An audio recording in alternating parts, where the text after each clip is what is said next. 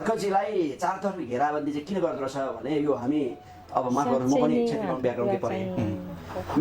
मेरो समुदायको मेरो नेचर म हेर्छु कि सोसियल मिडियामा आजकल पनि हेरेको छु उहाँहरूले चाहिँ के गर्दो रहेछ भने जे उहाँहरूले भने पनि गरे पनि त्यो चाहिँ जायज भन्ने उहाँको व्याख्या हुन्छ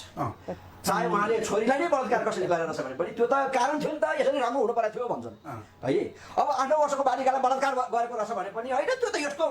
फलानु जन्मिनु परेको थियो नि भनेर व्याख्या गर्छन् यो चाहिँ उहाँहरूको बडो ठुलो विडम्बना भन्नुपर्छ अब अहिले यो धार्मिक द्वन्द्व जुन हुँदै थियो मैले सोसियल मिडियामा बडो हेरेँ कारवाही कसले गर्नु पर्यो भन्दा त हर्केले गर्नु पर्यो उसलाई गर्नु पर्यो खासमा कारवाही कसले हुन्छ दुर्गेले गर्नु पर्थ्यो त्यही अर्को के सनातनी भन्ने थियो नि के सनातनी भने त्यो तराईतिरको कालो कालो लुगा लगाएको आरसको काम गर्छ त्यसलाई कारवाही गर्नु पर्थ्यो त्यो जानकी मन्दिरमा विद्रोह गर्दा त्यही समातेर ठोक्नु पर्थ्यो